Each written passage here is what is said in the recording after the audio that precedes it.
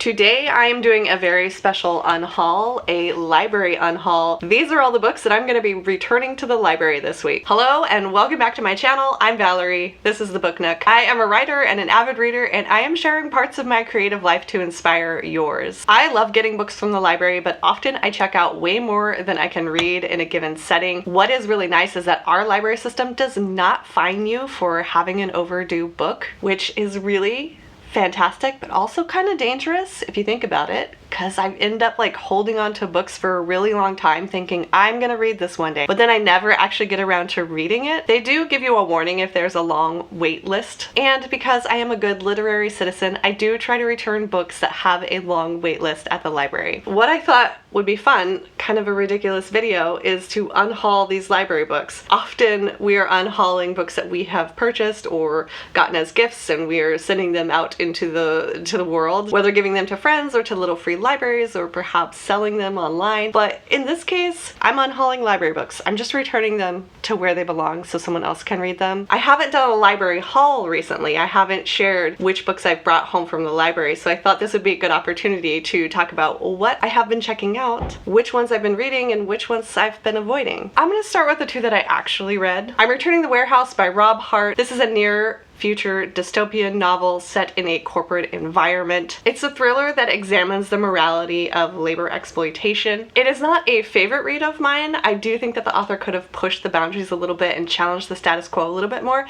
but I did enjoy this one. But since I finished reading it, I'm done with it. I'm gonna return it. I'm also returning The Ex-Hex by Erin Sterling. Now, I do think this one does have a little bit of a hold list because as I record this, we are kind of in that fall seasonal vibe, and this is a very witchy fall seasonal vibe type of book. This is a romance that takes place in a town in the northeast United States, I believe.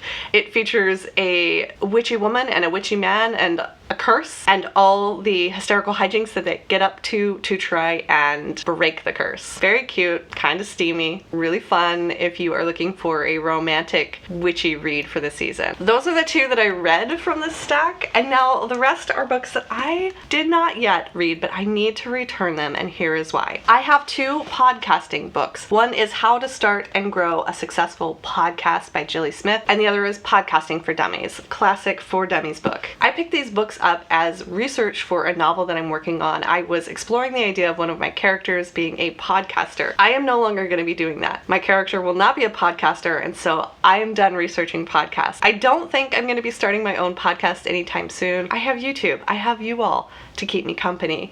This is my podcast, except you get to see my face and all the weird lighting that goes on in my office. They do look like they could be pretty useful if you are thinking of starting a podcast. Some of the chapters in How to Start and Grow a Successful Podcast include the basics, planning your podcast, format and ramble, booking guests, the network, the kit list. Then there's a section about storytelling and interviewing, producers and editors. There's a section about money. It looks a little thin, so maybe not a whole lot of like technical details, but maybe you also grab Podcasting for Dummies because this looks like it has a lot of information, a lot, including how to make graphics for your podcast, how to set volume levels, ambient tones, trouble-free recordings, avoiding bad questions as an interviewer. I think the Dummies series is probably going to be your best bet if you're looking for podcasting tricks and tips. Those are going back because I am no longer writing a character who's a podcast, at least not in the book that I'm working on now. That may be a project for future Valerie,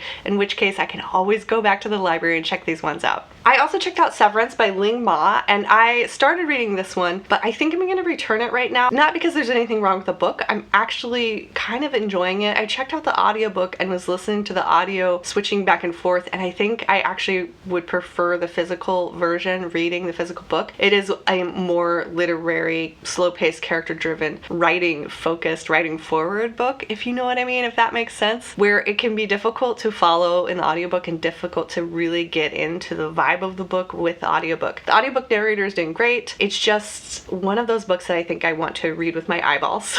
There's just some books like that. I haven't really read enough to understand what's going on in this book. There's been some kind of apocalyptic event that has happened, and there's a group of people, of survivors, who are kind of traveling traveling around the country. Then there's also flashing back to pre-apocalyptic event. I will admit I'm a little lost. I think that's partly due to the audiobook and I wasn't paying close enough attention to what was going on. This is a book that I want to revisit. It's just not a book that I want to read right now. So this is staying on my to-read list, but I am going to return it to the library because there is a little bit of a hold list for this one. And I want to make sure other readers in my community have a chance to check this one out. The next two I have to return. They are Lucky Day books, and I'm a little bummed that I have to return them because I didn't even get to crack these open. My reading life has been wild the past few weeks. I've been very much a mood reader, bouncing around, coming up with YouTube video ideas that kind of derail all my plans. I have a problem when I go into the library. The checkout counter is right next to the Lucky Day shelf, and the Lucky Day shelf are usually new books, hot books, books that have long hold lists, but it's your lucky day because you found them on the Lucky Day shelf, and so you can check them out right away. And I believe you could check them out, let's see, it says 2 at a time for 3 weeks. Again, our library does not have a fine system if you do not return the books, but it is just good literary citizenship to return these books so that somebody who is actually going to read them can have a chance to read them. I do want to revisit these 2 books, but I think it's going to have to be later in my reading career. Look at this. What gloriousness is happening with the ray of sun? The sun is shifting in the sky and it's coming through my window and it is creating such brightness, which is great for pepping up my mood, but not really good if I'm trying to show you the cover of a book.